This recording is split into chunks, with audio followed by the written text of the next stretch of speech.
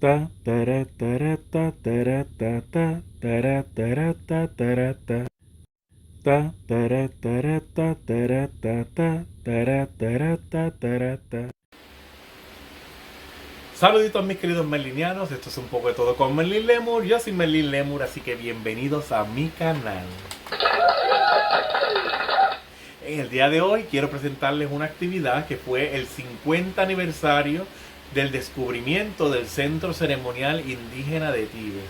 Esta actividad fue una actividad muy hermosa, estuvo llena ahí de arqueólogos, historiadores, entre ellos el arqueólogo Miguel Rodríguez López y mi gran amiga, ¿verdad? Tengo que decirlo, la historiadora Ramonita Vega Lugo.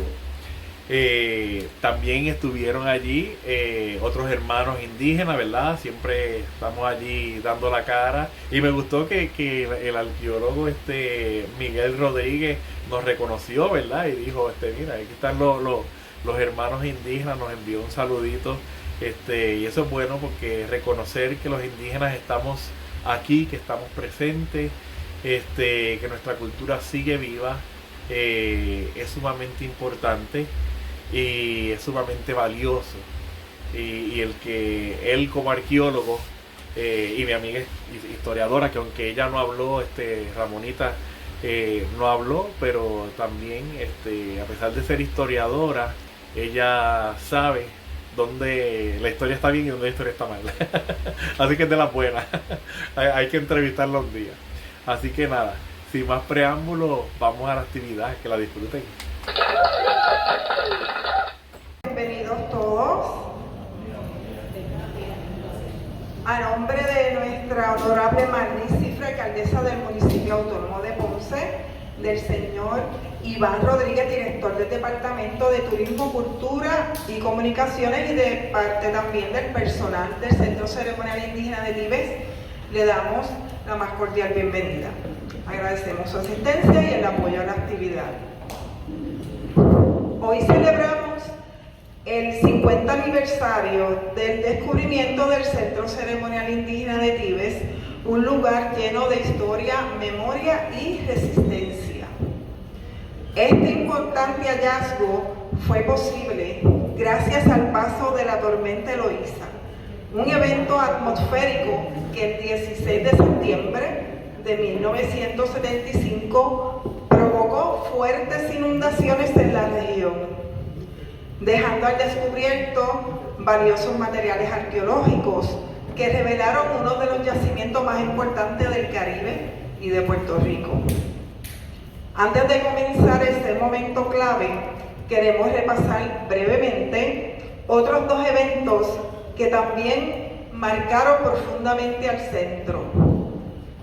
El huracán George, el 21 de septiembre de 1998, causó daños significativos en la flora del lugar y afectó la estructura del puente. Este puente es el que da acceso al área arqueológica. El puente fue restaurado en el 1999 gracias a una donación del Ayuntamiento de Zaragoza en España. La misma fue gestionada por la señora Maruja Candal, que en ese entonces era la directora de Cultura y Turismo. El huracán María, que recientemente, ¿verdad?, celebramos los 8 años de su paso, que fue el 20 de septiembre de 2017. Fue uno de los huracanes más devastadores de la historia reciente de Puerto Rico. Su paso afectó gravemente la flora, fauna y las edificaciones del centro. Nosotros documentamos parte de esos daños y de todo el trabajo que estuvimos haciendo con el compromiso de recogido y la limpieza del lugar, y ese video lo pueden encontrar en la página de nosotros de Facebook, que es Centro Ceremonial Indígena de Tibes Oficial. También ahora tenemos un canal en YouTube donde estamos poco a poco bajando todas las conferencias para que entonces ustedes también puedan aprovechar qué es lo que estamos haciendo aquí en el Centro Indígena de Tibes. Finalmente, volvemos al evento que nos reúne hoy, el paso de la tormenta Eloísa. hace 50 años, lo que en su momento fue un desastre natural, se convirtió en la oportunidad para el conocimiento, la historia y la cultura. Vemos que nosotros como seres humanos, ¿verdad? Y más como puertorriqueños que hemos pasado por muchas desavenencias y mucho sufrimiento cuando viene algún evento atmosférico, pero dentro de todo, por lo menos vemos lo que es la resistencia y el compromiso como seres humanos y como puertorriqueños en lo que estamos entonces para seguir hacia adelante, y más aquí en el centro indígena, que tenemos pues nuestras dificultades, unos daños que todavía estamos con lo del huracán María, pero continuamos haciendo, porque esa es nuestra misión, promover el lugar, darle a entender que nosotros ante cualquier advertencia o cualquier dificultad seguimos hacia adelante. Gracias a todos por estar aquí, gracias por apoyar esta actividad. Veo mucha gente buena, mucha gente linda, que hacía muchos años que no veía. Gracias entonces por estar aquí. Recuerden, pueden visitar el centro, sus familiares, los vecinos, estamos aquí a la orden siempre. Gracias y bienvenidos todos. Ahora les voy a dejar con Emil Rivera, que va a hacer una pequeña introducción. Pues comenzamos ya con la conferencia. Emil.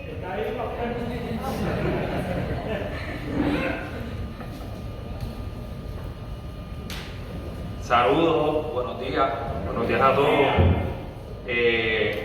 Bien contento, ¿verdad? Y un placer por estar aquí en el día de hoy, en la conmemoración para recordar la celebración, ¿verdad?, del 50 aniversario del descubrimiento del Centro Ceremonial Indígena de Tíbet. Primero que nada, pues quiero darle las gracias a todos por estar aquí, número uno. Número dos, también quiero darle las gracias a muchos amigos que hace mucho tiempo no veía, compañeros estudiantes del centro, colegas arqueólogos, profesores, amigos que compartimos en Tíbet, que ya mismo van a ver fotos ahí de muchas cosas que estaban relacionadas a nuestra comunidad y al Centro Ceremonial Indígena de Tíbet. Así que saludos a todos, bienvenidos aquí. Estamos transmitiendo esta actividad por la página de Isla Caribe. Así que pueden buscar Isla Caribe y pueden compartir Isla Caribe, ¿verdad?, para que las personas que están fuera de Puerto Rico puedan disfrutar de esta actividad. Primero quiero comenzar cómo surge la idea, ¿verdad?, de recordar esta fecha como el 50 aniversario del Centro Ceremonial Indígena de Tíbet. A mí se me pidió, hace una semana se celebró en Ponce el segundo simposio de historia, mejor no lo toco, el segundo simposio de historia de Ponce, que estuvo celebrando aquí en Ponce, y se me invitó a hacer una presentación sobre los yacimientos arqueológicos encontrados aquí en la comunidad del barrio Tíbet. Y entonces pues empecé a repasar, me concentré en 3 yacimientos arqueológicos, me concentré en el Centro Ceremonial Indígena de Tíbet, me concentré en el yacimiento Jácanas, que es el yacimiento arqueológico que se encontró en el patio de mi casa, literal. Ahorita les enseño una foto que tengo por ahí. Pero que el año que viene, 2026, se cumplen 20 años de ese desastre de excavación arqueológica donde destruyeron nuestro patrimonio cultural, así que lo vamos a estar recordando el año que viene, así que más adelante podemos hablar de ese tema. Y el otro yacimiento arqueológico del cual estuve hablando, pero como hablo mucho no me dio tiempo de hablar, sobre la hacienda Burenes, que fue la hacienda arqueológica, la hacienda cafetalera que yo estudié para mi tesis de maestría del Centro de Estudios Avanzados de Puerto Rico y el Caribe.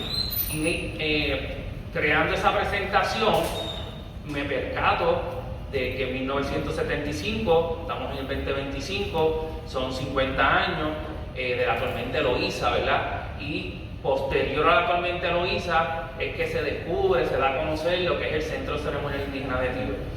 Y pues ahí, esto fue hace como un mes atrás, pues hablé con Irma, me comuniqué con varios amigos, como el artista Julio César, quien es el creador de la obra que vamos a estar viendo ahorita para conmemorar la fecha. Y organizamos esto rápido me comuniqué con el profesor y arqueólogo Miguel Rodríguez para crear esta actividad y poder estar aquí y poder no dejar pasar la fecha, ¿verdad?, de esta actividad.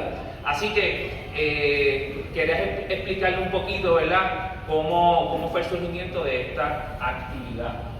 Voy a estar bebiendo agua mucho durante toda la actividad, así que me disculpan.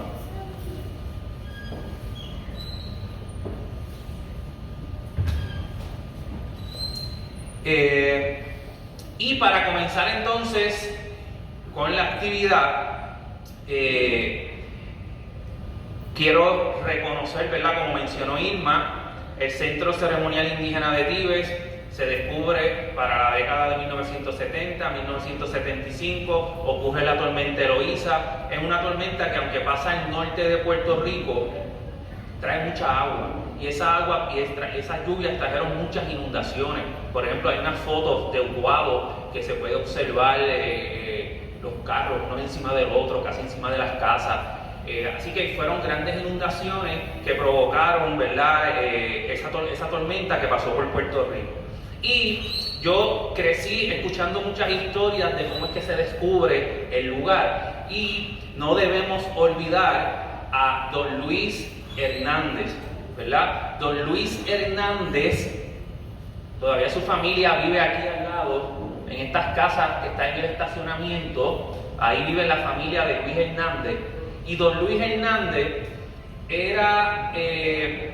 fue la persona que en la Vega del Taní, que es este lugar donde vamos a estar visitando más adelante, él descubre el yacimiento arqueológico, ¿verdad?, posterior a las inundaciones de la tormenta Eloísa.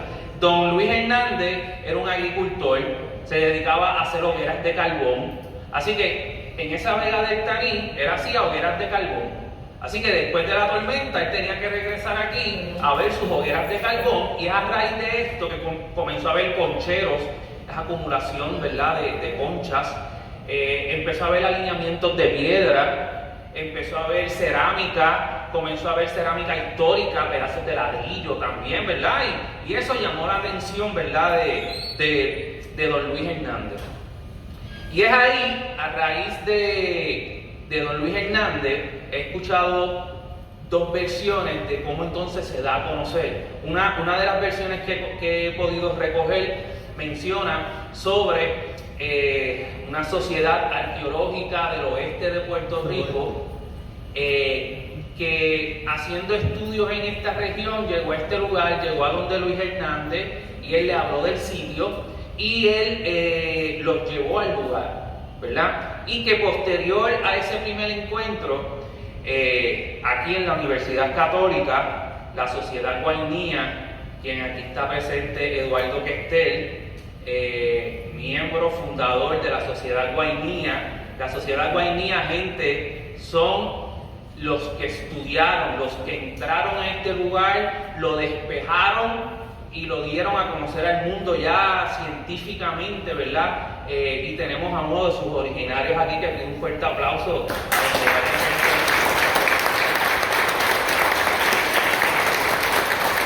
Y otros como Edgar Maiz, Alvarado, todos están aquí en la placa. Cuando ustedes salgan van a ver la placa que dice Sociedad Guainía y van a ver los compañeros.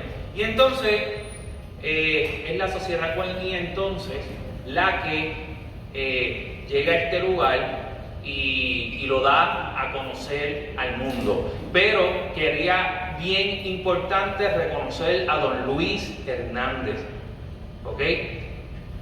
Los yacimientos arqueológicos en el barrio Tíbet, antes que llegaran arqueólogos, ya la comunidad sabían que estaban ahí, ya la comunidad interactuaba con ellos, ¿ok? Así que don Luis Hernández hay que reconocerlo, ¿verdad? Como ese primer gran descubridor y que dio a conocer, ¿verdad? Este lugar del cual vamos a estar hablando hoy. Mi relación, mi historia, yo nací en Alemania, pero a los 6 meses de edad, a mí me cuenta que yo desde Alemania hasta Puerto Rico, yo vine durmiendo. Y que de San Juan a Ponce yo vine durmiendo todo el tiempo desde Alemania. Y que cuando pasé por frente del parque indígena me levanté. Entonces yo digo que yo nací 2 veces. Nací en Nuremberg, Alemania. A los 6 meses me dormí en Alemania. Y de momento me desperté ¿en dónde? En Tíbet. Así que a los 6 meses nací en Tíbet. Y desde ese momento, desde los 6, y ahí está mi tía que sabe que ella sabe que es verdad, que no es mentira. Llegué llegué el miércoles antes de Thanksgiving de noviembre del 80. Y lo primero que me dieron de comer fue lechón con ñame. Mi comida favorita, tiquila, así, más boca. Entonces, desde ese momento es mi relación con este lugar.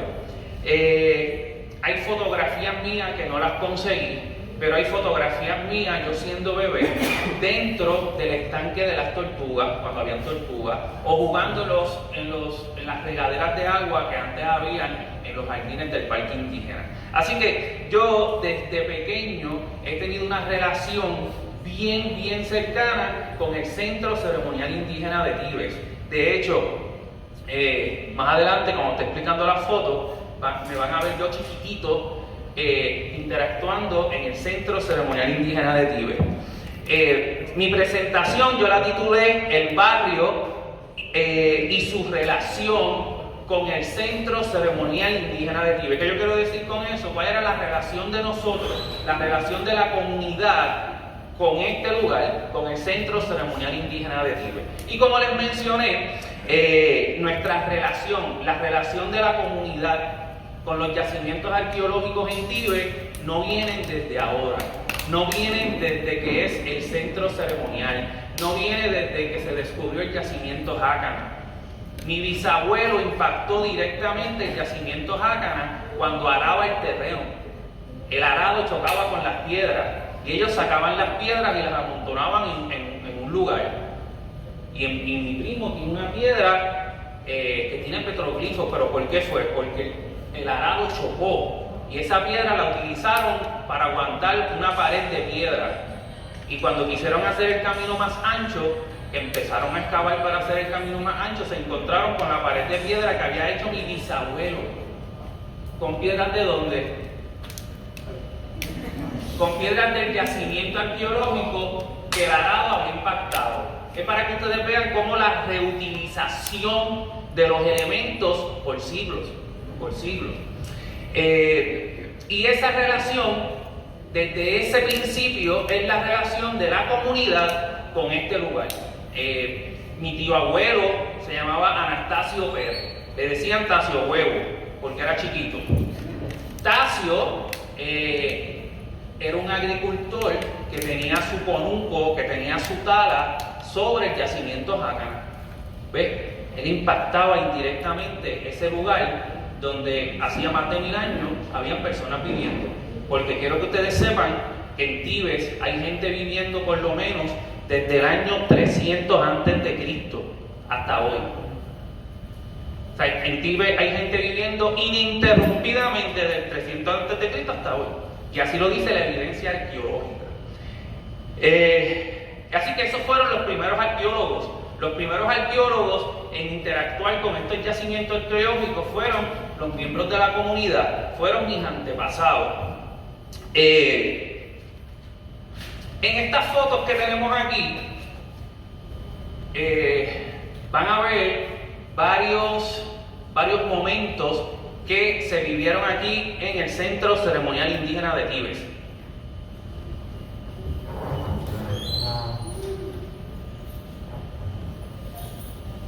No las pude escanear, pero está en ese proceso y había ahí muchísimas más. Solo quise traerles un ejemplo de las fotos que van a estar viendo aquí. Primero, a mano izquierda y más adelante, las demás personas que están en la parte de atrás van a tener la oportunidad de pasar por aquí y poder ver la... ustedes me escuchan bien, ¿verdad? ¿Me escuchan bien allá? Pues van a poder ver con calma la fotografía. Pero miren qué interesante.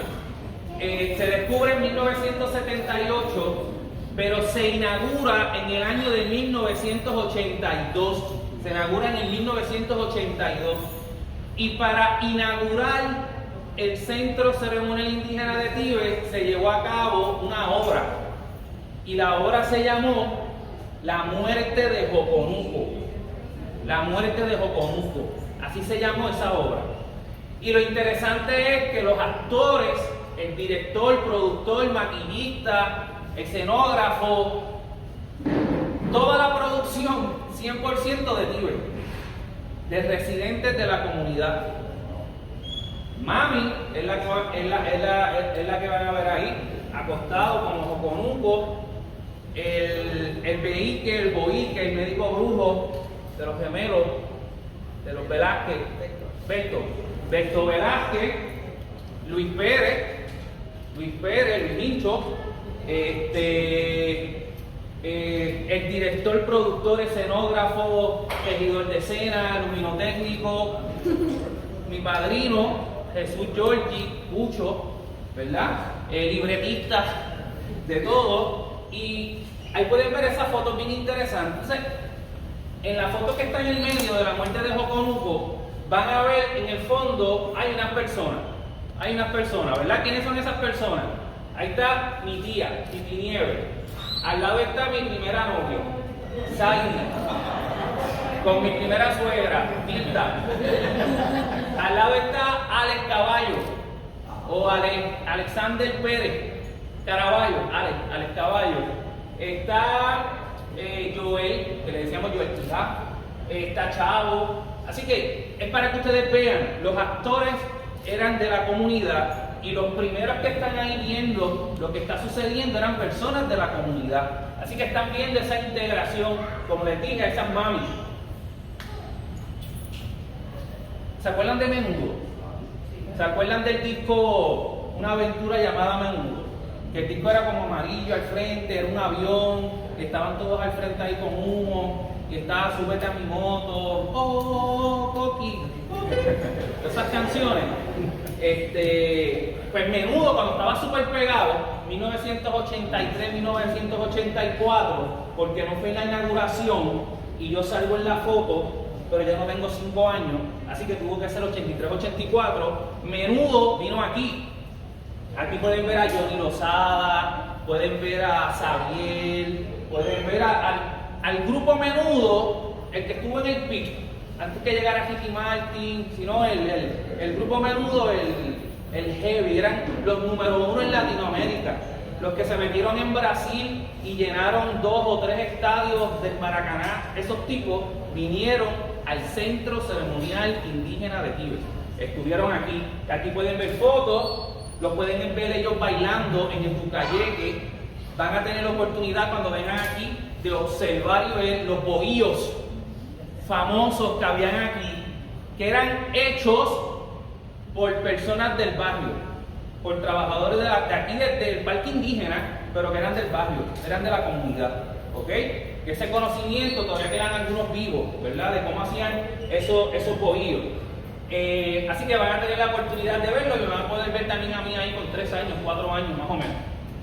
Luego de eso, van a ver unas fotos que se titula Paseo Taíno. Paseo Taíno fue una producción que se llevó a cabo aquí en Tíbet a finales de los 80 y a principios de los 90, donde se hicieron diferentes estampas indígenas. ¿Qué tú viste? Tú estás aquí y tu bebito, aquí. Y era una producción donde se hacían diferentes estampas indígenas dentro del área arqueológica. Pero ¿de dónde eran los actores? ¿Quiénes eran los actores? Los actores eran de Tíbet o de Río Chiquito. ¿verdad? En su mayoría, porque habían otras personas que no eran de Tibes o de Chiquito, de esta zona, pero en su mayoría los que participaban de estas obras eran de la comunidad directamente, ¿verdad? Y mi mamá nuevamente surge como cacica. Se murió en el 82 allá, en la muerte de Jocomuco, pero vuelve otra vez a resucitar mami como la cacica. Y aquí está mami como cacica, pero mami también era maquillista, libretista, asistente de producción. Y en Paseo Taíno es un elemento bien interesante y bien importante para resaltar el impacto que tuvo en los jóvenes trabajar en esa producción, ¿verdad? Los elementos de contacto con la naturaleza, como los conocimos. Fue una producción donde la música era en vivo, era live. Los tambores que ustedes escuchaban, ¿verdad o no es verdad? Eran tambores en vivo. La flauta que usted escuchaba en una escena eran flautas en vivo, era música en vivo. Y todo eso era el balugo, Anaca, y en ese momento su esposo, Antonio Blasini, que también lo van a poder ver por ahí. Y lo interesante de esto es que al final de estas producciones que se hacían aquí, después nos íbamos para mi casa, en Tibes, y ahí se hacía la fiesta de la comunidad grande. Es para que vean la relación del sitio con la comunidad en el pasar del tiempo. Luego de eso, ya entrado en los años 90, se hicieron otras producciones también de estampas indígenas, pero que también fueron bien interesantes, porque en este caso estuvieron los profesores Héctor Rodríguez, Edilberto Torres, que eran profesores de teatro, y llegan aquí, los actores ¿quiénes son? La comunidad. Pero entonces empezamos a recibir una educación teatral, comenzamos a recibir algo, ¿verdad?, más formal en actuación, y ahí van a poder ver ejercicios que hacíamos, ejercicios de estiramiento, ejercicios de dicción. Se dieron talleres. Por ahí hay unas canastas que son hechas de bejuco, y aquella camilla que está allá atrás, fueron talleres que se realizaron aquí durante esa producción, antes de la producción de las estampas indígenas. Luego de eso, también se hicieron películas, se hicieron diferentes películas en este lugar, donde los actores eran la comunidad.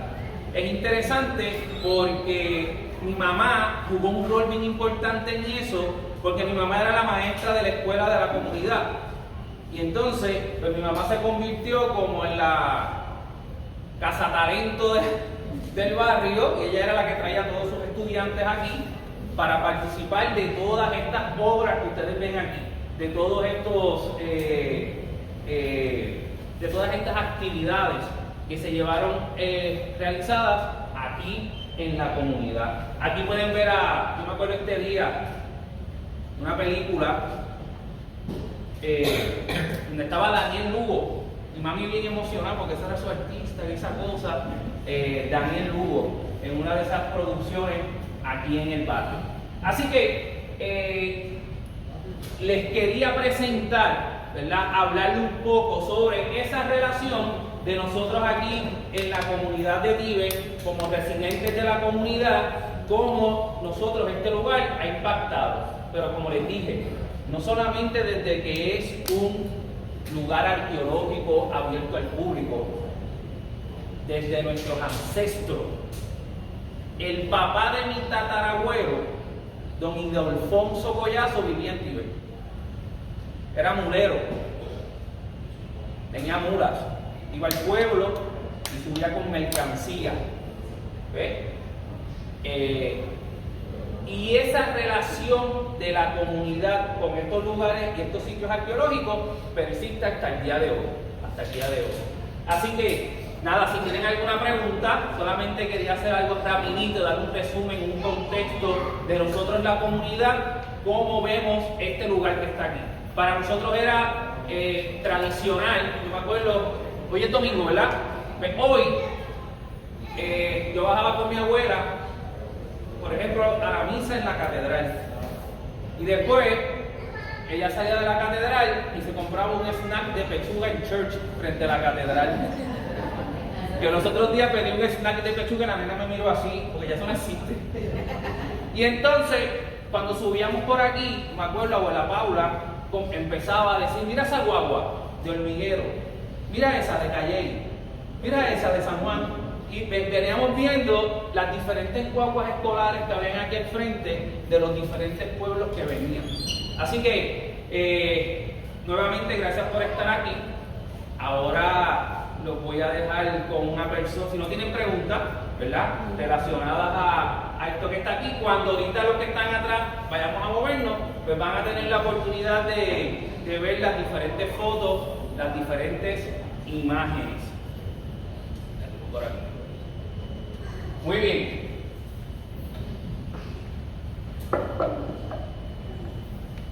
Ahora sí. Pues después de haberlos explicado un poquito sobre la relación de nosotros en la comunidad, de hecho, yo soy maestro de historia y estudié arqueología. Y todo eso tiene que ver con Tíbes. Con Tíbes. Mi mamá y mi papá son maestros. Mi abuela es maestra. Así que eso de maestro, pues siempre estuve en mi familia.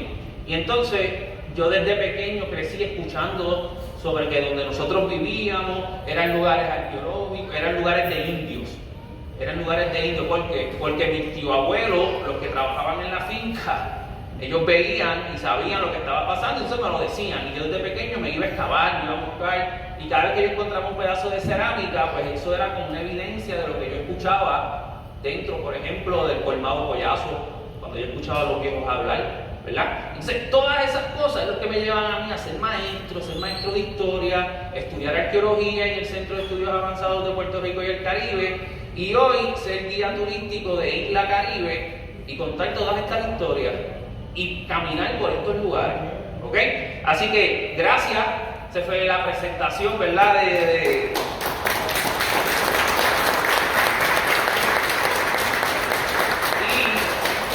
los voy a dejar ahora. Yo me voy a sentar por aquí con la computadora para hacer todas las conexiones, pero los voy a dejar ahora con el profesor, arqueólogo y amigo Miguel Rodríguez López.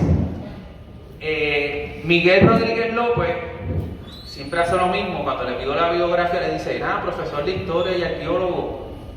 Y pues, profesor de historia y arqueólogo, Miguel fue rector del Centro de Estudios Avanzados de Puerto Rico y el Caribe. Hoy sigue como profesor en el recinto universitario Ana Geméndez Gurabo.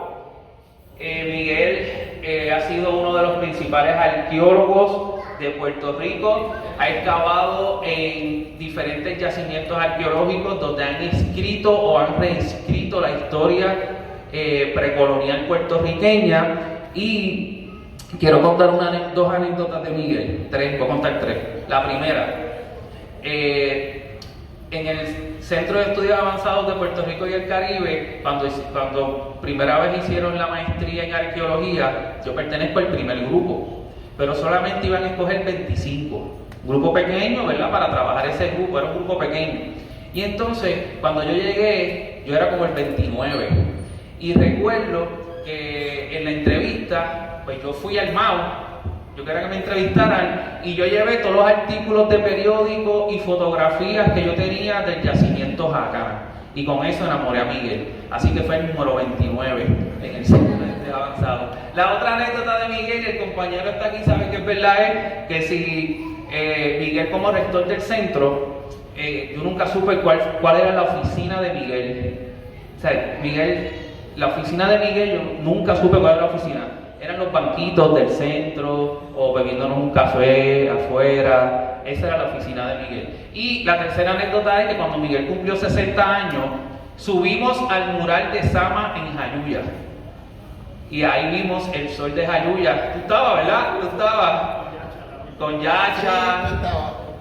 Y subimos al mural de Sama en Jayuya, donde pudimos ver el sol de Jayuya. Así que con esa presentación dejo a Miguel Rodríguez López.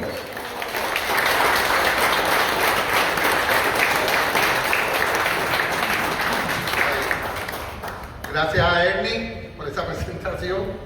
Siempre yo digo, desde que conocí a Ernie, que cuando yo sea grande yo quiero ser como Ernie. Yo lo conocí a él desde antes que él fuera al centro, cuando él fue líder como maestro de una escuela donde estaban disparando un campo de tiro que había cerca. Y él se empeñó y llevó a la prensa y todo para que pararan de hacer ejercicios de tiro, porque le caían a los estudiantes en los salones de clase y a veces tenían que bajar la cabeza porque venían los disparos. Y, caramba, a mí me gustaría que un maestro como ese estuviera en el centro, y llegó a parar al centro, uno de mis estudiantes favoritos. Y aquí veo la cara de tantos estudiantes míos del centro y conocidos del centro, que estoy súper orgulloso, súper emocionado hoy. Tengo dificultad, tengo allí a alguien que tiene el bastón. Si tú ves que me caigo algo, pues me trae el bastón. Señores, estamos en Ponce. Mira, me lo trajo por si acaso. Aquí estamos. Estamos en terreno sagrado, de verdad, en Ponce, en estos momentos aquí en Tíbet, pero Ponce también.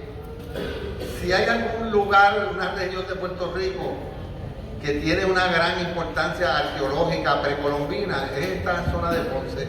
Y no es porque Ponce es Ponce y toda esa vaina, ¿verdad? Que también es verdad, yo no soy de Ponce, pero es verdad. Yo pienso que es por razones geográficas. Ponce es un lugar donde hay tantos ríos. No es que no los vemos ahora porque hay una ciudad, ¿verdad?, encima de esos ríos, donde quieran, el terreno fértil, cerca de mangles. Aquí tenemos no solamente el centro ceremonial indígena, quizás el segundo más grande, pero Ricardo no puedo decir que es el más grande o el más importante, porque el más grande sigue siendo Caguana y Mutuado. Pero tiene el sitio de Cana, que es un sitio saladoide ineri, que lamentablemente está bajo urbanizaciones, destruido. Caracoles, que es uno de los sitios taínos más importantes de Puerto Rico, está también bajo el centro comercial del Sur o algo, ¿verdad? Plaza del Caribe, ese mismo. Tiene también Tíbet, tiene también cerca Maruca, que yo tuve el honor de excavarlo, uno de los sitios más antiguos, donde había seres humanos aquí hace 5.000 años.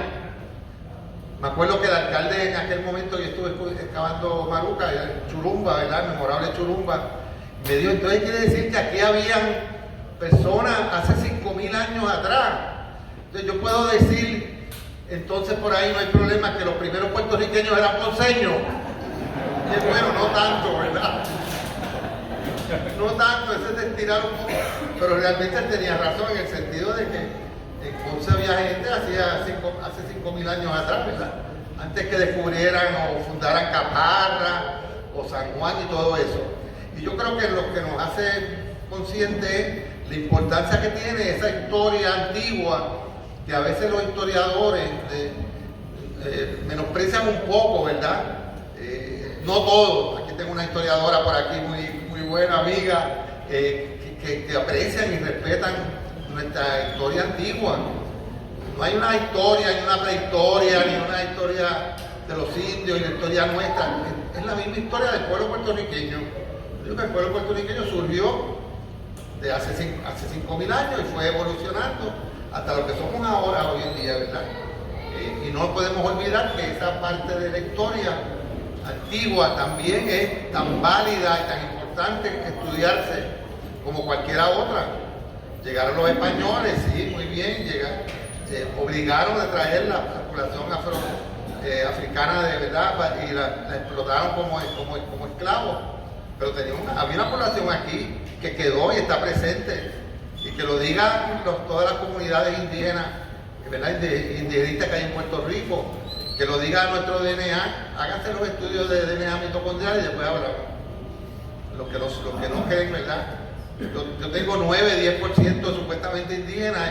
Mi familia dice que tú pareces un gallego, yo era español, pero no, tengo 12% africano, de Senegal y del Congo, porque lo tenemos en el DNA, en nuestra esencia física y también en nuestra esencia cultural. Así que mi participación aquí va a ser breve, quizás una anécdota.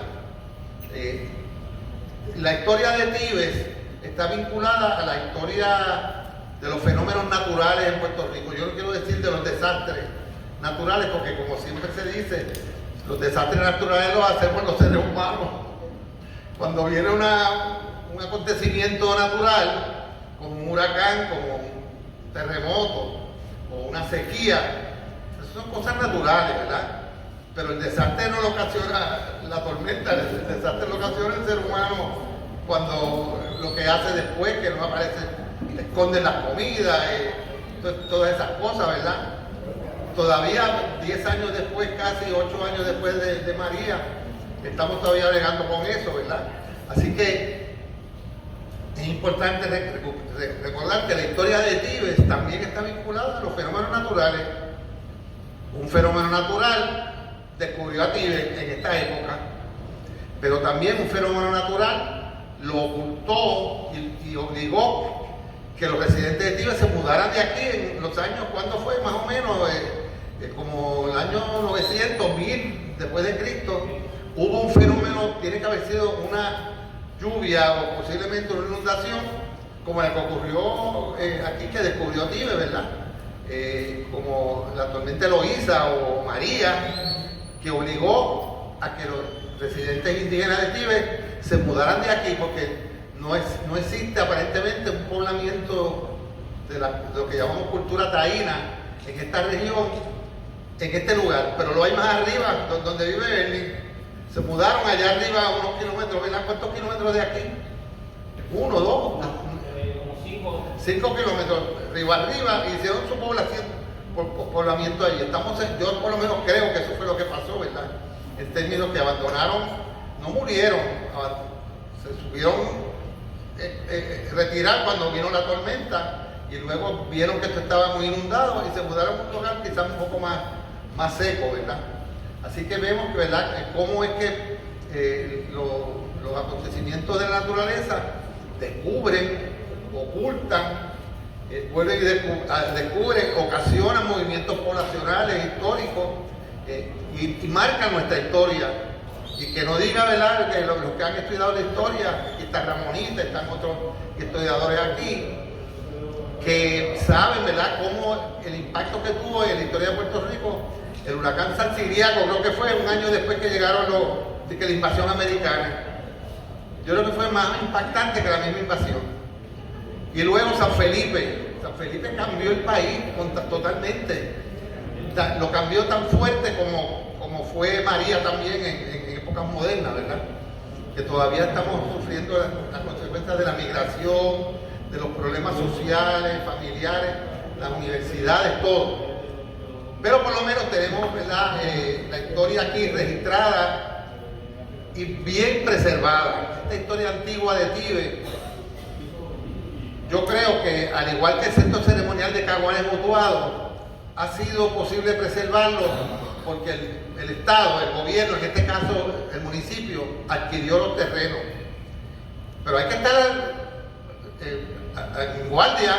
Yo recuerdo que hace unos años surgió la posibilidad de que se dio, no vamos a poner a Tibes que lo administre una oficina federal o algo. ¿Por qué no? Tenemos aquí el municipio que lo está haciendo, y si no lo hace bien, pues reclamamos que lo haga mejor. Y él me llamó como a las 8 de la noche. Sí, yo dije, ¿qué? Esto no puede ser. Igual ha pasado en otros lugares, ¿verdad? Venía con un amigo, Benjamín, que le están más diciendo que en Puerto Rico hay más de 2.000 sitios arqueológicos, 2.500. Y muchas veces los hemos registrado con mucho cuidado, los excavamos y se quedan ahí. Y no sabemos si se van a proteger, si una máquina los va a destruir, porque el gobierno no tiene recursos para vigilarlo todo, ni puede adquirir todas las tierras. Ahora, los que están adquiridos, que son del municipio, en este caso, en Loíza, por ejemplo, la Cueva de María de la Cruz está muy protegida por el municipio, ahí tienen una serie de actividades que la gente visita, etcétera, igual que aquí en Tibes. Yo creo que garantizan que esa parte de la historia antigua de Puerto Rico se preserve y no se olvide. Yo solamente quería decir una pequeña anécdota. Tengo muchas anécdotas aquí de Tibes, ¿verdad? Tengo algunas. Después voy explicando. Esa fue mi primera clase de arqueología en la Universidad de Turabo. que vinimos a visitar a ti. Ahí tienen a Pedro Alvarado, mírenlo ahí sentadito. El que está de pie flaco allá es el profesor Juan Pastoriza, lamentablemente falleció hace muchos años, que fue luego director del Museo del Turabo, pero fue estudiante mío, y los demás que están ahí presentes. Yo no estoy porque yo estoy tomando la foto, ¿verdad? En aquella época no se tomaban selfies ni cosas de esas así, ni había forma de dejar la cámara y correr, ¿verdad? Para uno salir de eso, pero estamos aquí, ¿verdad? Aquí la lista de los fundadores. Mire, aquí yo traje, aunque no lo voy a leer ni voy a citar, ¿verdad? El libro de Juan González. Juan González no está aquí, pero el ingeniero Juan González, arqueólogo también, hay que darle el crédito de que fue el motor. Lo han criticado, ¿no? Porque tal cosa. Mire, no solamente apoyó que se preservara este sitio, lo que estuvo insistiendo hasta que logró que se comprara el sitio. El sitio se descubrió bajo bajo la alcaldía de Huito Morales. Aquí casi nadie se acuerda de Huito Morales, el alcalde, ¿verdad? Ese nombre, Huito Morales, ¿qué es eso? Pero se adquirieron los terrenos bajo la alcaldía de Joselín Tormos. Ese nos acordamos de él porque lamentablemente, tuvo problemas con la justicia, ¿verdad? No decir eso. Y creo que algo, pero por lo menos se logró, y hay que dar a reconocer que bajo él se buscaron los fondos y se compró el terreno de Tíbet para que Tíbet fuera parte del municipio, ¿verdad? Así que en ese caso hay que, ¿verdad? Reconocer a estas personas. Por ahí está Eduardo Questel, el living legend, como yo. Somos leyendas vivientes. No sé si alguien más que esté. Néstor no está aquí, pero está activo también. Juan González no pudo venir. Luiso falleció, Pedro también, Edgar. Pero me dicen que algunos de los otros también. Sí.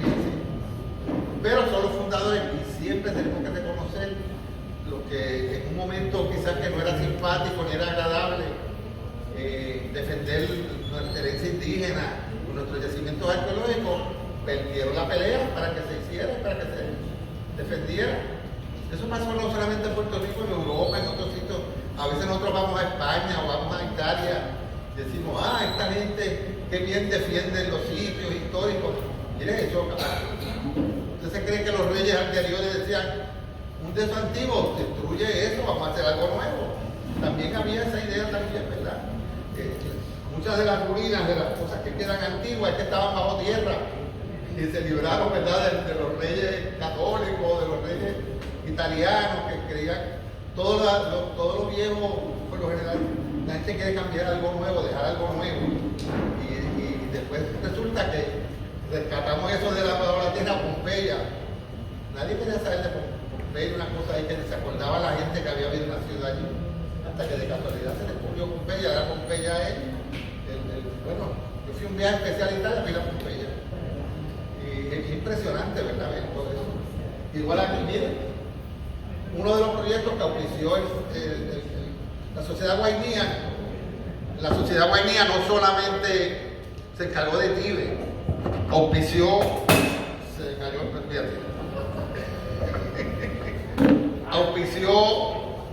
el hacer el inventario de sitios arqueológicos de Puerto Rico, que en aquel momento no había. Ahora los arqueólogos van a una oficina y está la lista de los sitios arqueológicos, pero en los años 70 no había esa lista, había una lista vieja de Leisro, un arqueólogo que había estado aquí.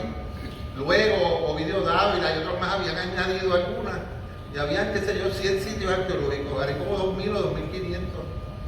Gracias en parte a la Sociedad Guainía, que hizo ese inventario en diferentes regiones. A mí me tocó, ahí fue que yo conocí a Juan, me tocó hacer la del área norte central y noreste. También oficiaron otros proyectos. Ahí estamos acabando mi tema de tesis, que fue la arqueología de Collores, un yacimiento de Juana Díaz, auspiciado por quién, por la Sociedad Guainía también. Auspiciaron los jóvenes que ustedes ven ahí ya, que ya no son jóvenes. Trabajaron en el proyecto, pero aquella joven que está allí, Virginia Rivera, la arqueóloga Virginia Rivera, que trabajó conmigo también en esa ocasión, ¿verdad? En ese y en muchos otros proyectos. Vamos a pasarlo aquí, después yo digo en la historia, ¿verdad? Que quiero hacer una anécdota en particular. Ese soy yo. Yo doy un premio a mis estudiantes, a ver si quién sabe qué bien le dicen nombres, que si fulano. Ese soy yo, y me dice, ¿cómo va a ser? Ese señor tiene pelo y tiene pelo negro. Y yo, bueno, todos tuvimos pelo y negro. Metido en un hoyo en Collores de 2,5 metros. Por eso yo tengo las rodillas como las tengo destruidas. Págate, tirarme desde arriba. Cuando el estanque no estaba aquí, había un estanque con tortugas allá afuera. Ese es Virginia Rivera, mi esposa, mi ex esposa, arqueóloga, y Laurita, mi nena, que ya no es nena, que ya está grande, esta cosa le pasó, ¿verdad?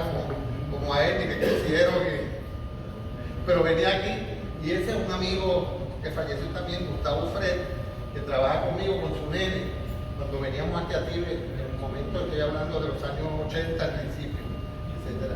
Y ahora viene la foto, esa misma.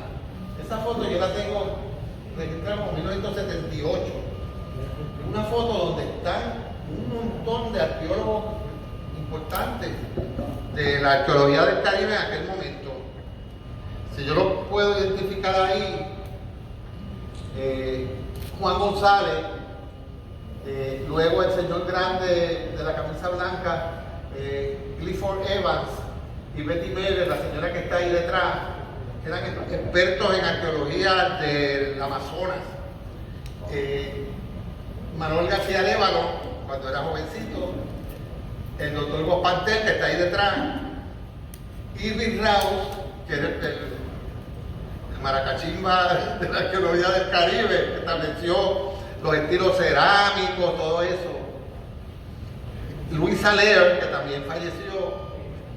Gordon Willey, ese era decir el más grande arqueólogo de Estados Unidos, y anteriormente fue el profesor de don Ricardo Alegría, que está ahí al lado. Y entonces al lado de don Ricardo, Antonio Ramos Ramírez, Mao, de Cabo Rojo. Quizás usted era un arqueólogo local, yo creo que no sé de él hace muchos años. Y este de la esquinita aquí atrás, que no se ve mucho, pero que tiene el botón ahí y todas esas cosas, ese soy yo, el volado. 1978, porque don Ricardo me dijo, párate ahí en la esquinita ahí también para que tú sacas la foto. Y mire, es una foto histórica, porque yo creo que esa es una foto que se tomó en momentos, quizás este me puede ayudar la mente, porque ahí que la memoria yo pierdo. Se iba a celebrar un evento arqueológico en la Universidad Católica en el 1978, fue después de... Pero se llegó a celebrar, sí, ¿verdad? Yo creo que yo estuve ahí cuando estuve ahí. Pero don Ricardo quería invitar a esos grandes arqueólogos que venían del mundo a Tibe. Pero en el 1977, don Ricardo no estaba muy seguro si de verdad Tibe era lo que decían que era un gran yacimiento, que había esto, que era pretaíno. Y decía, pero ¿cómo va a ser si casi todos los batalles que yo he estudiado son taínos? Y también que decían que habían descubierto un batey que era en forma de estrella, ¿verdad? La famosa, que lo tienen por ahí ya. Ahí está. No, eso no puede ser, si yo he cavado más de 100 batallas en Puerto Rico y no encuentro esos batallas así. Me decía, mira Miguel, a mí me ha pasado tantas veces que voy a un sitio que me dicen que han encontrado hasta la tumba de no sé quién y después resulta que no es cierto. Yo te voy a pedir a ti un favor, tú que eres joven, tú explotas, tú te atreves a ello. Bueno, cuando Ricardo, yo era estudiante de él, que tú decirle que no. Y don Ricardo era mejor. Yo voy a llamar a Guito Morales, que era amigo de él, para que te manden una persona del municipio y te lleven a ese sitio y tú exploras y mira a ver qué es lo que tú ves allí, si es verdad lo que es. Eso es importante, ¿no es? Porque no quería, ¿verdad?, llevar a la gente y después resultara que esto era pues, algo que no tenía mucha importancia. Pues yo vine, fui a la oficina del alcalde. Esto yo lo estoy diciendo hoy, porque don Ricardo ya no está. Si don Ricardo llega al vivo, perdóname Ricardo, yo lo hubiese dicho. Me dijo, no se lo diga a nadie. Es más, si tú dices que yo te mandé, yo voy a decir que no es verdad. Y crucé el río, me dejaron en un sitio que había una toma de agua, ¿verdad? Como un edificio que yo creo que está todavía ahí, un edificio de cemento grande que había una pluma comunal. En aquel momento creo que aquí en Tíbet la gente cogía el agua en una pluma comunal, como todavía, estoy seguro que ahí está, ahí. Y el ayudante del alcalde me trajo hasta ahí. Y yo le dije, pero usted no me va a acompañar donde estive. Y dice, crucé el río por ahí, y usted me vino para acá, yo no. Y yo pues crucé el río porque no había puente. Había que hacer un vado, que había como unas piedras que ya había. Los que viven cerca de los ríos antiguos saben que siempre había unos vados, que la gente a veces lo hacía para poder pescar camarones y esas cosas con piedras. Y las dejaba y era como un puentecito. Y yo crucé ahí, creo que me mojé un poco y qué sé yo, pero crucé y me metí a la vega. Lo que yo veía era un bosque de higuera, que me llamó la atención y wow, pero sí, a saber si estas higueras están aquí desde la época indígena, porque las higueras son una planta indígena. Lo más probable es que son hijos de palos de higuera. Y finalmente oí unas voces por un sitio y conocí a Pedro Alvarado. En aquel momento yo no lo conocía. ¿Qué usted hace por aquí? No, usted no, yo era un muchacho. ¿Qué tú haces por aquí? Yo no, estoy mirando a ver, que me dicen que aquí hay unos descubrimientos. Y Pedro me enseñó lo que se había descubierto hasta ahora del sitio. Y la casualidad, Pedro estaba trabajando, limpiando una de las puntas de la estrella. Así que yo puedo dar fe que esa estrella estaba allí. Que esto no fue que se lo inventó, porque también hubo comentarios, no, eso se lo inventó Juan González, no, eso se lo inventaron los que descubrieron Tíbet. Eso no existía, eso existía y estaba allí. El significado, si es una estrella, si es lo que sea, esto es otra cosa. Pero sí había esa figura arqueológica, ese batey diseñado con varias estrellas, ¿verdad? Que es lo que quizás llama la atención aquí de Tíbet. También Pedro me explicó que en un sitio donde lo que ellos habían encontrado no era cerámica taína, sino era cerámica pretaína, que nosotros los arqueólogos hablamos pretaínos antes de los taínos, ¿verdad? O tionoides, le llamamos a veces nosotros así. Y que no había muchos petroglifos, eran bien poquitos los petroglifos que había, diferentes a Caguana, ¿verdad?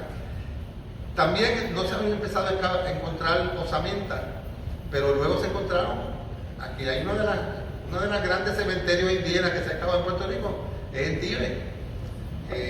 Y cuando yo regresé a San Juan, al otro día fui a ver a don Ricardo y le expliqué, don Ricardo dijo, bueno, pues ahora yo me siento un poquito más tranquilo. Y cuando se hizo el evento de la Católica, invitó a todos los arqueólogos, como Juan González, a enseñarle oficialmente ese gran descubrimiento, ¿verdad?, que era Tíbet en aquel momento. Claro, él siempre decía, ese es segundo a Caguana, primero es Caguana, y eso, no hay problema ninguno con eso.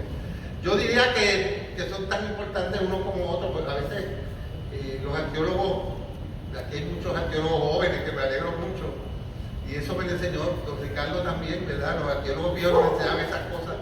No digan por ahí que usted excavó algo, no, esto es lo más grande que hay en la arqueología del mundo, porque va a aparecer un sitio más grande y más importante. No, esto es lo más antiguo que hay del Caribe, no hay fechas más antiguas, va a eventualmente aparecer algo más importante, igual que los historiadores, que a veces este documento certifica que esto y no puede haber otra cosa. Mire, va a haber otro documento que quizás no pueda tener otro enfoque. La historia, igual que la prehistoria, hay que revisarla, hay que reenfocarla con nuevas observaciones. Una de las cosas que yo les digo, cuando yo empecé la arqueología, apenas había arqueólogas mujeres, Diana López,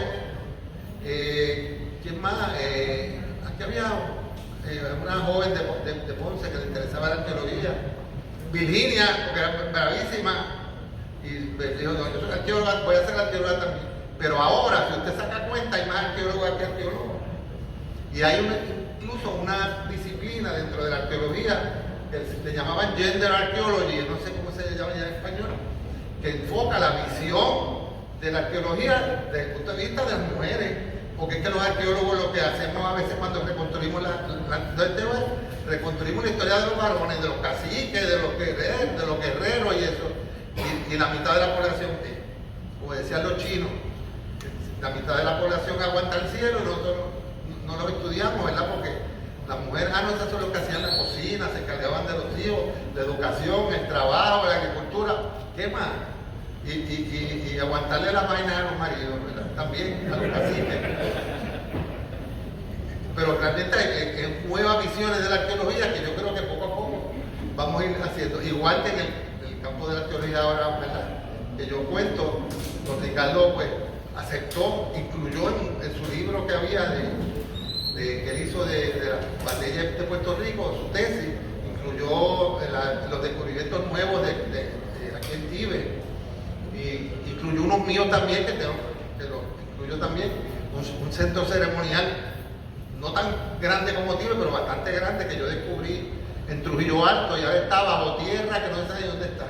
Es más, van a acabar de decir, Miguel se lo inventó, pero yo lo llegué a descubrir, y antes que pasaran máquinas destruyeran ese sitio, como muchos otros sitios que ha ocurrido en Puerto Rico también, y los que faltan. A los jóvenes, quedan sitios arqueológicos, por ahí están, Alvarado, Batista, todos los compañeros que están por ahí de arqueólogos, quedan montones de sitios por estudiar, por investigar, por descubrir, o por redescubrir. Yo digo, debajo de Levittown, yo soy toda baja, debe haber sitios arqueológicos grandísimos. Y a veces cuando la gente siembra mata en Levittown, me llaman, mira que apareció en cerámica en Santa Rita, donde están los hospedajes. Una vez una gente haciendo un hoyo para un pozo muro o algo, encontraron un esqueleto y creen que era que habían matado a un estudiante o algo, no. Era un enterramiento indígena, que había un yacimiento allí. Y allí están, esperando que en el futuro se pueda trabajar. Así que mi otra anécdota de Tíbet que me tocó, cuando trabajé en Collores, quedarme en la casa que tenía la Sociedad Guaynía en la organización El Madrigal. ¿Tú te acuerdas, Eduardo? Una casita que tenían allí, que tenían el almacén de las cosas. Viví allí. ¿Tú viviste allí? Pues mira para allá. Pues a mí me tocó, me la prestaron para que yo me quedara allí con Virginia, ¿verdad? Casi recién casado y eso. Y cuando nos acomodamos en el cuartito nos íbamos a quedar, Virginia me pregunta, oye Miguel, ¿y estas cajas tan raras que están todas alrededor de la cama? Hay como 100 cajas. Y yo sabía lo que era, pero era la osamenta de Tíbet. O sea, nosotros estuvimos allí varios meses durmiendo. Yo convencí a Virginia en aquel momento que eran espíritus buenos, que nos iban a proteger, que es cierto, no pasó nada. Al contrario, ¿verdad? Uno siempre tiene miedo a un osamenta, pero sí. A veces me preguntan los estudiantes, bueno, ¿y esa osamenta que usted limpia y eso? Estoy seguro que te pregunten a los demás. Y si de momento esa persona empieza a hablar a usted, ¿qué usted hace? ¿Sale corriendo? Y dice, no, yo me quedo a preguntarle cosas, yo tengo un montón de cosas que quiero saber. ¿Cómo era esto? ¿Cómo era lo otro? ¿Y por qué hiciste esto? ¿Y qué pasó? Al contrario, entonces hay mucha información que tienen. Son seres humanos, ¿verdad? Que son del pasado. Nada. Recuerden, siempre va a haber sitios arqueológicos importantes. Ponce es un tesoro arqueológico. Me hubiese gustado que estuviera aquí también la alcaldesa, pero se lo dicen también, yo la conozco a ella. Y sé que está, ¿verdad?, muy interesada en cosas culturales, pues que protejan Tíbet, defiendan Tíbet, y es a base de la lucha de la comunidad que se va a lograr eso también. De nada vale que haya leyes, reglamentos, el terreno pertenezca a quien sea. Si la comunidad no está organizada, no apoya el proyecto de Tíbet, pues se pierde. Así que agradecido por la invitación y un abrazo a todos los originarios de Tíbet, que no voy a mencionarlos todos aquí, ¿verdad?, porque lo hemos mencionado, pero ya nosotros ya somos de esa generación que está pasando. Así que es la generación que hay que mantener la historia viva, y por lo menos que se sepa cómo fue que se desarrolló originalmente, que no fue fácil, pero se logró lo que ustedes ven aquí, que es maravilloso, este museo, estas exposiciones y este sitio arqueológico que vamos a ver después, que está también protegido, tan espectacular, que tiene un elemento espiritual grande. Así que veo compañeros de las comunidades indígenas que están por ahí también, que lo hay, y hay que proteger ese espíritu también. Bueno, gracias.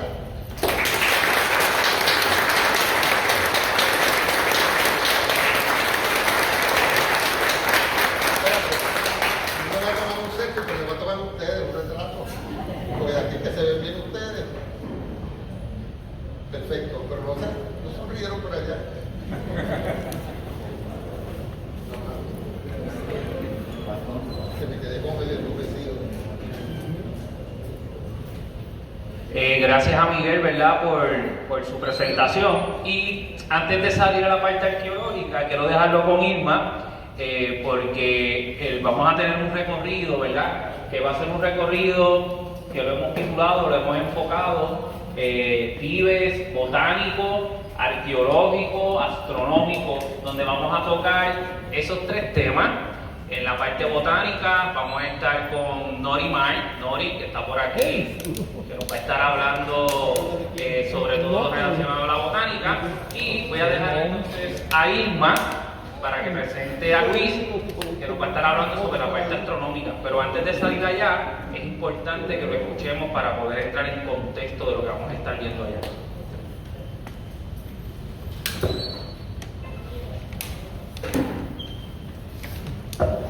Antes de presentar a Luis, quisiera entonces, si en algún momento ustedes tienen la oportunidad, ¿verdad?, cuando puedan ver este póster que tenemos aquí tenemos localizado fotos infrarrojas de cómo se encontró el lugar. Aquí tenemos la Plaza de Estrella, ¿ves? Tiene la forma del triángulo, al igual que aquí. Y luego entonces con calma, y en las torres, en la parte de atrás también tenemos fotos de cómo se encontró el lugar. Con relación a los miembros de la sociedad buenía, quiero mencionar de lo que estaba hablando Miguel, de los ya fallecidos, que son Edgardo Maíz, Pedro Alvarado, Luis Rodríguez Gracia y María Morales. Nosotros tenemos una anécdota muy bonita de Pedro Alvarado Sayas. 3 semanas antes de fallecer, él estuvo con nosotros aquí orientando a los guías turísticos y dándole un recorrido y cómo fue el descubrimiento del lugar. 3 semanas después, entonces, lamentablemente falleció. Al igual que Luis Rodríguez Gracia, él fue uno de los directores de aquí del Centro Ceremonial Indígena de Tibes.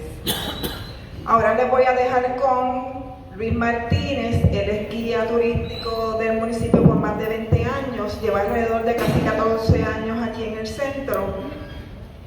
Luis es un apasionado del lugar, es un fiebrú. El doctor Sean Sullivan, que estuvo ofreciendo unas conferencias, Luis estuvo con él por alrededor de 10 años haciendo estos estudios. De hecho, a veces el doctor Sean Sullivan le pedía que estuviera aquí a las 2, 3 de la mañana, y Luis, con su compromiso con el lugar, estaba aquí junto con el doctor Sean Sullivan haciendo los estudios. Lo que Luis le va a presentar no es información que ha pasado de persona en persona, sino lo que son los estudios como tal. Aquí tenemos a Luis. Bueno. Y estrella de 5 estrellas. Mira, buenos días. Primero que nada, gracias a todos los que han visitado. Vamos a hacer algo rapidito antes de comenzar, porque llevamos un ratito sentados. Vamos a pararnos los que podamos, por favor. Una paradita, una estirada. Y vamos a decir algo que es famoso ahora en Puerto Rico. Lo vamos a decir después que yo diga 1, 2 y 3. Y lo que vamos a decir es: Tibes es otra cosa. 1, 2 y 3. Tibes es otra cosa. Muchas gracias.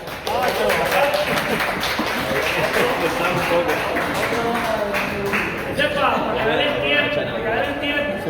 Habla. No lo asocien con el otro, pero está pegado. Ok. Ya como les dijeron, mi nombre es Luis Martínez. Como ven, yo hablo duro, no necesito micrófono.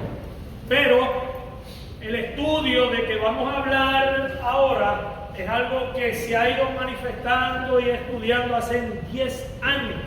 Nada. Antes de comenzar, quiero que sepan que estos son parte de los libros que se han escrito de Tibes por un grupo de arqueólogos y profesionales tanto de Estados Unidos como de Puerto Rico. Estos son varios de ellos, inclusive el papá de un compañero que está por aquí colaborador y está citado en muchos de estos libros, al igual que el libro de Juan González. Muy bueno, muy bueno. Estos yo los uso mucho en el diario con el profesor Luis Fernández, que está ahí atrás, los compañeros guías de aquí, el señor Velázquez, José Velázquez, y aquel que está tomándome fotos. El compañero que está acá, la directora y Emilio. Nada, los estudios que vamos a estar hablando o enseñando son bien breves. Esto es algo bien sencillo. Pues seguimos en el mambo porque no ha llegado esto. Irma, ayúdalo ahí, please.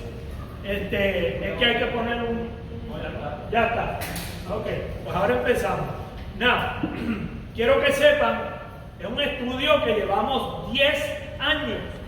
Este servidor ha sido el único colaborador de él durante todo ese tiempo. ¿Por qué? Pues porque yo soy un fiebre, como dice la jefa. Yo llegué aquí hace 14 años como un castigo político, ¿verdad? Vamos a ponerlo así. Pasó, el que me beneficié fui yo. Me castigaron ayer y dijeron, mándalo para ti, ves para allá, ese joroba mucho. Y yo llegué y me interesé, porque inmediatamente que yo llegué a Tibes vi que había un sinnúmero de plazas y estrellas, y ya yo había venido, porque yo llevo 24 años como intérprete del patrimonio cultural ponceño, 24 años, llevo 14 aquí. Y da la casualidad que el primer día que llego, habían fosas abiertas. Imagínense llegar a un lugar donde hay arqueólogos acordonados con fosas de 6 pies por 8 pies, de 6 pies por 4 pies, de 2 pies por 5 pies. O sea, esto para mí fue interesantísimo. ¿Por qué? Porque nunca lo había visto. Yo fui partícipe de eso. Por eso es que para mí, cuando el doctor Sean Sullivan, que es boricua, trae a Puerto Rico, aquí a Tibes, al doctor Sean Sullivan, que es un experto en astronomía, pero también trae a Corey Glock, ¿verdad? Y lo trae con esa inquietud que él, cuando yo lo oí una vez hablando, él decía, pero es que esta piedra del centro de la plaza principal está... Algo tiene que ver esto tiene algo. Había otra pieza que nadie había hablado de ella, que era esa pieza que está allí en la pared. La van a ver ahorita, no se preocupen, no se partan el cuello ahora, que la van a ver ahorita. Esa pieza nadie sabía, algunos tenían unas ideas, claro que sí, arqueólogos de renombre tenían ideas de lo que era aquella piedra, pero durante los años se han dado los estudios que tienen que ver con esa piedra, y de eso vamos a hablar ya breve. Este es el doctor Sean Sullivan, por supuesto Antonio Curel, Corey Love y la esposa del doctor Sean. Este caballero es el más guapo que está por todo esto. Y estos son algunos de mis queridos ayudantes y trabajadores de aquí de Tibes.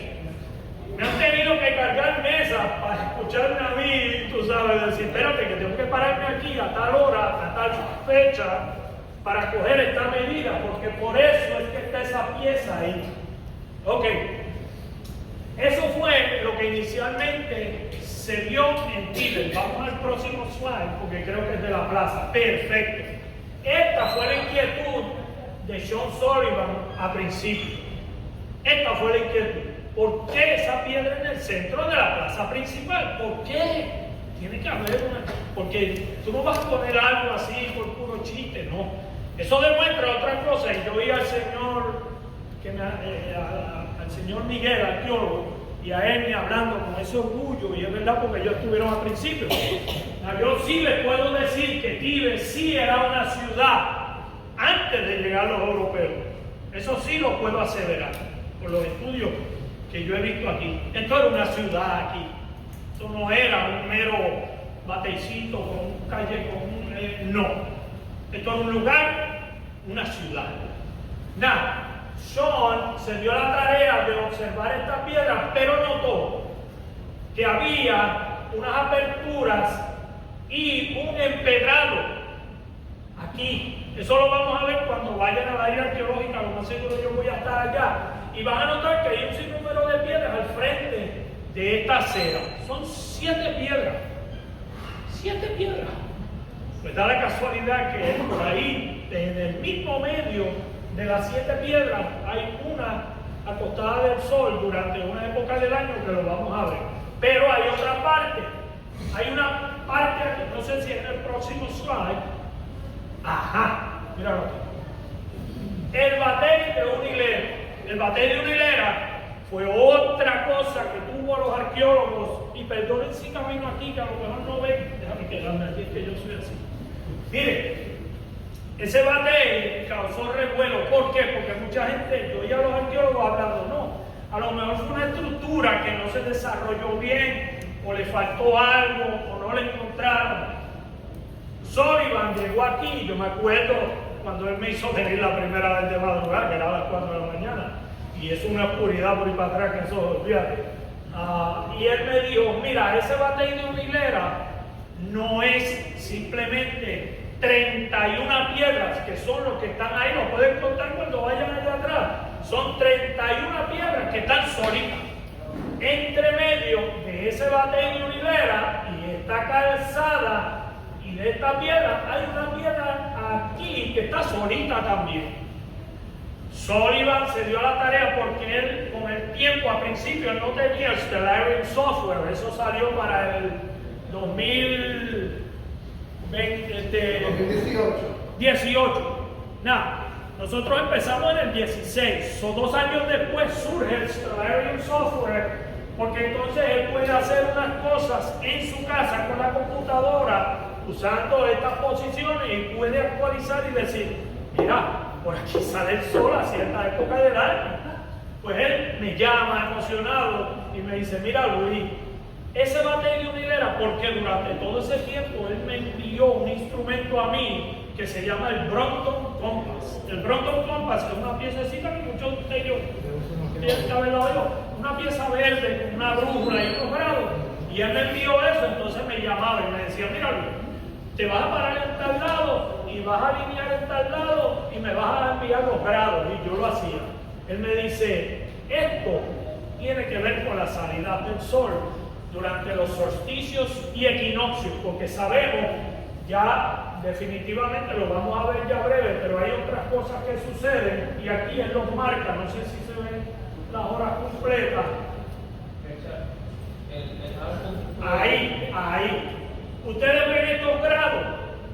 Miren lo que dice, salida del sol, el paso centinal, que es el paso, inclusive, surge 2 veces. Este año nosotros lo marcamos el día 5, 6 de mayo, y en diciembre 21, si no me equivoco, va a salir también el sol cenital, que es cuando el sol sale y no deja sombra. Pues él, como él construyó una mesa con un círculo en el medio, llevamos esa mesa, que ahí es que entran los muchachos, la colocamos encima de la piedra, y él me dijo, a tal hora, va a empezar como a las 11:30, pero cuando va a pasar en realidad el sol cenital, que va a pasar justo por ese círculo y va a ver la piedra del centro, es a las 12:22 en mayo 5 y 6. Lo puedes hacerlo, lo hicimos, lo documentamos, lo fotografiamos.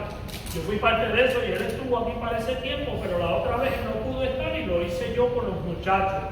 Pero noten que también Venus en el ascenso, aproximadamente el 21 de marzo, también sale y se alinea junto con una piedra, pero Venus sale bien cortito así en el twilight, o sea, en la madrugada, y luego desaparece. Él dice que eso sucede cada 8 años, eso no sucede todo el tiempo, no es todos los años, es cada 8 años. Interesante, por eso hablamos algunas consecuencias, pero ya cuando es algo que es científico, pues ya no hay consecuencias. Nada, otra de las salidas del sol en el equinoccio, right? Alineación a través de la piedra central, pero miren los grados, porque ustedes pueden ver cuando vayan allá atrás, si tienen el compás en su, lo pueden colocar. Lo interesante también es que hay unos petroglifos que alinean con esas salidas durante ciertas épocas del año. Los vi yo, estuve aquí con él, y en primavera, en verano ahora, cuando salió el sol, como yo tuve que venir otra vez a las 4:30 de la mañana, porque él dice, tenemos que grabar por la madrugada, aunque hay una loma, mi gente, tengan en cuenta que aunque va a haber una loma, pues por supuesto no vamos a ver la salida del sol perfectamente, no, porque está la loma. Pero como él tiene el Stellarium Software, él dice, por donde sale el sol ahora mismo cuando madrugue, por aquí. Y se va a mover así, y lo vamos a ver cuando llegue aquí. Right? Pero él dice, donde alinea es justo por encima de un petroglifo que está ahí. Now, en verano, cuando nosotros le tomamos el video, que el compañero me ayudó, el sol sube, se alinea con el otro petroglifo que está en la calzada, alinea con la piedra del centro y el único petroglifo que está en esta calzada. Y eso yo lo grabé. Y él me dijo, ve, que esto no se construyó por puro chiste. Esto no fue que ellos se juntaron así y dijeron, pon una piedra ahí, pon otra aquí. No. Esto estamos hablando de grupo que lo más seguro había 1 o 2 arqueólogos, astrónomos, no arqueólogos, pero astrónomos, porque eran agricultores y navegantes, o por ende tienen que tener conocimiento vasto sobre las lunas, el sol, las épocas del año, todo eso. ¿Y cómo lo hacen? Porque tú no puedes tener un conocimiento como adulto y quedarte con él. Si no se lo pasas a un joven, eso muere. Y ellos se acostumbraban a que eso no sucediera. Solo más seguro traían a los jóvenes ya de esa edad, como están haciendo muchos padres, que los felicito, y otros jóvenes que simplemente vinieron porque quieren venir y dicen, pon atención, eso es importante. Igual que nos hacían nuestros abuelitos. Decían, siéntate, pon atención, no hagas eso no es bueno. Vamos a lo otro. Entonces aquí pueden ver otra cosa que es de extremada importancia. No se habla casi de eso. Él me dijo, mira, no tampoco, esa piedra que está allí no solamente se usa para mediciones del sol, se usa para mediciones de la luna. Él dice, miren, como esta plaza principal tiene una alineación con la luna, posición ascendente cuando está llena cerca del solsticio de verano. Mírenlo ahí. Eso no es coincidencia. Eso está... Eso yo estuve ahí, lo vi, lo palpé, le tomé las fotos, le tomé el video. Imagínense, salida del sol. Entonces la luna, posición puesta cuando está llena cerca del solsticio de verano. Miren eso, sale por un lado, se acuesta por el otro. No se acuesta acá, no se acuesta allá, no se acuesta... No. Sale por un lado y se acuesta por el otro. Próximo slide. Entonces, acá vemos algunas de los datos como tal de la salida. Volvemos a lo mismo, usando grados, porque eso es lo que ese señor se basa. Él no se basa en que déjame pararme aquí y mirar, no, él dice, esto tiene, para que sea algo serio, tiene que tener backup científico, o sea, tiene que tener material, y por ende todo está escrito por grados. Miren esto, en el pavimento de piedra, nuevamente, la plaza principal, que es el enfoque, tiene 2 marcas, puesta del sol en los días que rodean los equinoccios. ¿Dónde es que estamos ahora? Equinoccio. ¿Vale? Entonces, salida del sol en los equinoccios. ¿Ve? Sale por acá, alinea aquí, pero tiende a variar durante los 2 equinoccios, un poquito, unos grados, bien breves. Unos 10 grados, a veces en otra, como 2 grados, dependiendo qué año sea, porque él dice, tienden a variar, pero es en el mismo área, y todos alinean con la pedrería que está en el piso. Próximo. Ok, esto es lo que yo estoy hablando, no el batey de Unilera, no estoy hablando de ese. Este es el empedrado es la palabra que él usó en medio, no diga pedre, el empedrado, ahora mismo. Miren esto, que yo cuando llegué aquí, a veces yo pensaba, pues sería que alguien se paraba ahí. Porque aquí todo tiene un propósito, mi gente. Aquí esta gente no pasaron 1000 años aquí durante 2 culturas por puro chiste. No, ellos todo tenía propósito. Lo que pasa es que nosotros no sabíamos leerlo. Entonces, estas 7 piedras, miren los grados Y eso estamos hablando de las piedras, cómo pasan, por supuesto, se acuesta el sol en esta área, y las lunas y todo eso, en el área oeste, no en el este. Eso es para que vean, estos son algunos de los datos. Y aquí es donde está el único petroglifo, el único que está en esta piedra completa, está aquí. ¿Ven? Mire la precisión que tienen estas piedras para la salida de los equinoccios, ¿right? Y varía durante los solsticios, porque el solsticio, en verano el sol está arriba, pero en invierno está acá abajo. Ahora mismo, los únicos que son básicamente iguales, salida de sol, es los equinoccios. Primavera y otoño tienden a tener la misma salida y la misma caída del sol. Qué interesante eso, ¿verdad? Próximo. Entonces, en resumen, de la plaza principal, definitivamente, junto al batey de una hilera que enfatizamos aquí, que son 31 piedras, se construyó de acuerdo con las alineaciones de los solsticios y equinoccios y el paso cenital, que eso sucede 2 veces al año. Se prestó atención a las posiciones y salidas de Venus, que ya yo les expliqué que no sale todo el tiempo, una vez cada 8 horas, al este, y las posiciones de las puertas múltiples planetas en el oeste, que de eso ustedes lo pueden buscar por internet y salen unos nombres ahí bajados que coinciden. Las observaciones se realizaron sobre la piedra central o muy cerca de ella. Esto es bien importante y les voy a decir ya mismo porque las observaciones de alineación astronómica se habían visto facilitadas por un poste vertical sobre la piedra central o muy cerca de ella, y ahí es que vamos al otro slide. Este es el mambo aquí. Perdónenme mi español. Esto es lo que ha causado sensación últimamente, porque hasta hace empezamos en el 16, pero él en realidad no la empezó a estudiar tanto como hace como 4 años atrás, que él me llamó y me dijo: Luis, vete a esa piedra, trépate en la escalera, pásame la mano por detrás a ver si tiene una línea por la parte de atrás. Me trepé con él, los muchachos siempre acá, vete, buscaron a él, y cuando toqué dije: sí, yo quiero una línea por la parte de atrás. Me dice: interesante. Pero noten, mira lo que dice aquí sobre el análisis de esta piedra, que la van a ver allí con facilidad. Dice: ocupan un lugar prominente, probablemente deliberado en un enterramiento conjunto boca abajo en la plaza principal, excavada en el 75. Esas piedras se encontraron boca abajo. Boca abajo. Piensa él, según me dijo él, esta pieza a lo mejor la habían enterrado, no querían que alguien la encontrara. Era algo precioso, algo cultural, algo que ellos utilizaban. Son objetos únicos, cuidadosamente tallados y evidentemente de gran valor cultural. ¿Por qué? Pues porque presentan características distintivas, un agujero en el centro, y van a notar que ese agujero no es simplemente un agujero, eso está trabajado, lo van a ver.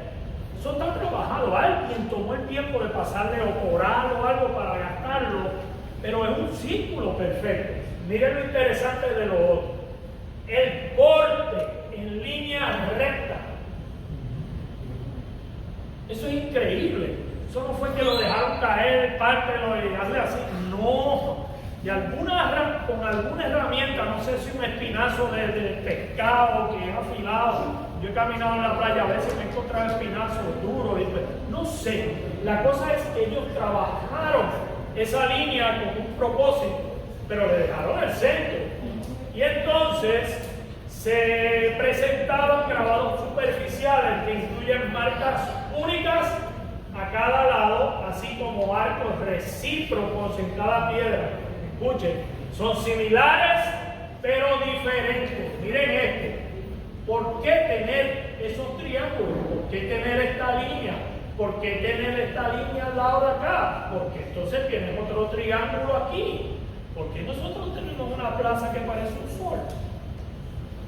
Miren ahí, ustedes la van a ver cuando vayan allá atrás.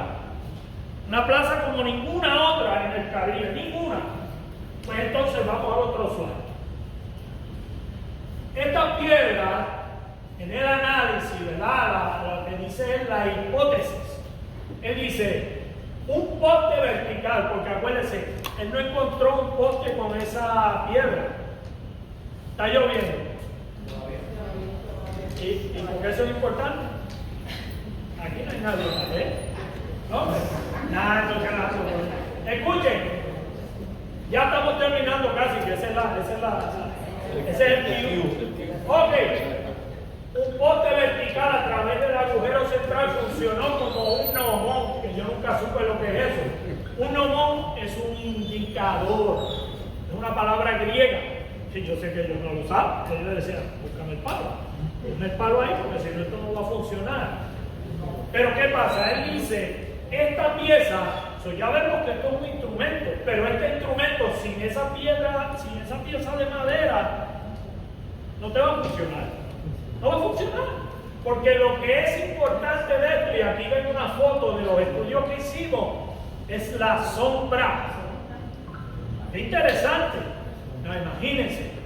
En alguna de las culturas se habla de los indiecitos que eran salvajecitos y andaban en nuditos. Eso no me demuestra a mí a alguien salvaje. Y fíjense que lo que llevamos hablando son unos momentos. Y esta gente nos han dejado un legado aquí que ahora, después de 10 años, están diciendo, esta gente, aquí lo que había era una universidad de Puerto Rico, recinto de ciencia, de astronomía, eso es lo que era. Porque tú no puedes pasar, no te puedes quedar una información si no se la pasas a ese señor, a este señor y a este señor, al otro. No puede, se muere. Y ellos no permitían eso. Por ende, los estudios que hacemos son de las sombras en distintas épocas del año. Pasamos mucho tiempo aquí. Acuérdense, 10 años llevo yo en este mapa. Y entonces, probablemente fueron colocadas en la plaza central, pero no necesariamente tiene que ser en la plaza central. Les pongo un ejemplo. Nosotros nos dimos a la tarea de poner un palo de bambú, está al frente. Lo pueden ir a ver. Cuando vayan a salir, que vayan por aquí, van a ver que hay un palo de bambú, le van a ver unos cordones, porque lo que tuvimos que aplomarlo para que quedara derecho. Y nosotros nos hemos dado la tarea de ir marcando la sombra, la punta de la sombra con piedra. Y así vamos a estar un año. ¿Por qué? Porque entonces nosotros queremos ver que esta teoría funciona con simplemente uno usar un palo y ponerle atención a la sombra durante un tiempo en específico. Te vas a dar cuenta al final del año, como estamos haciendo y documentando, que las sombras van a indicar ciertas cosas y el tiempo va a cambiar. Próximo. Y la sombra del cono puede marcar las marcas que están en la... Los triángulos. Los triángulos. Estas sombras, por eso él dice, no, espérate, buena observación. Estas líneas tienen que estar apuntadas de este a oeste. De este a oeste. Trial and error. A veces, cuando al principio hicimos los estudios, cuando empezamos, esta línea la pusimos norte a sur. Nos dimos cuenta de que algo no cuadraba. Cuando él vino después me dijo, Luis, ahora lo que vamos a hacer es que vamos a poner esta línea de este a oeste. Efectivamente, tan pronto la movimos de este a oeste, empezamos a ver la coincidencia con las puntas de los zigzags. Y eso no es todo. En el estudio ahí tenemos lo de las lunas y todo, que es increíble. Vamos a lo. Ok. Esto es alguno de lo que ya yo le dije que nosotros físicamente estuvimos aquí para tomarle los experimentos demostraron esto. Miren, paso cenital, mayo 5 al 6. Miren esa línea. De este a oeste. Miren la línea. Cuando ese sol a las 2:22 llega aquí, nosotros la sombra se desaparece. Sacamos el poste, porque como la mesa estaba encima de la piedra, ya yo la había plomado, un plomo la había medido, desaparece la sombra, como por unos 10 minutos, 10, 12 minutos, en lo que empieza entonces a moverse hacia acá. Aquí vinimos en marzo 20 para el equinoccio, notamos que las sombras fueron moviéndose, ¿ves? Pero en una línea. right? Y siempre tocando la punta en las incisiones de zigzags.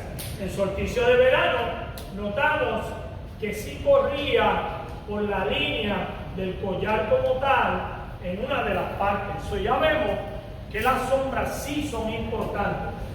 Próximo. Y en conclusión, que esa es la parte que ustedes querían, dice, los astros, y esta es la parte que a mí más me infla el pecho, porque he sido parte de nuestros ancestros, éramos generales. Dice, los astrónomos de Tíbet fueron herederos y donantes del conocimiento astronómico arahuaco.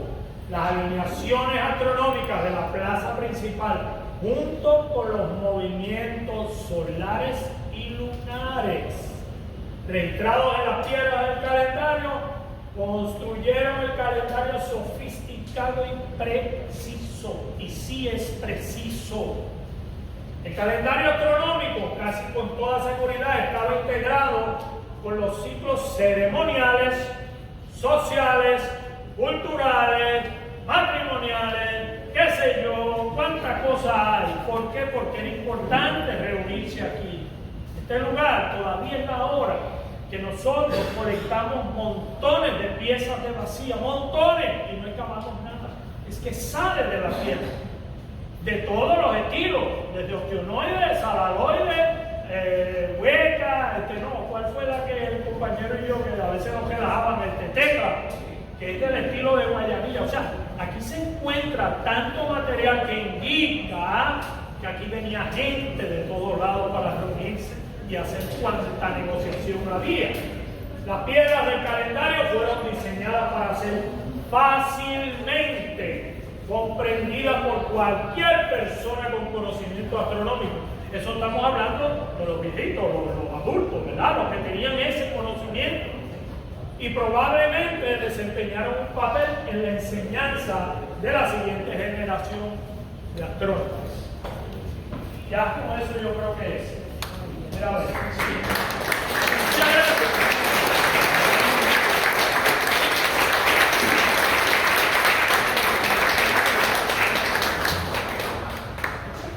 Les voy a pedir un fuerte aplauso para Miguel, para Ernie y para Luis. Gracias.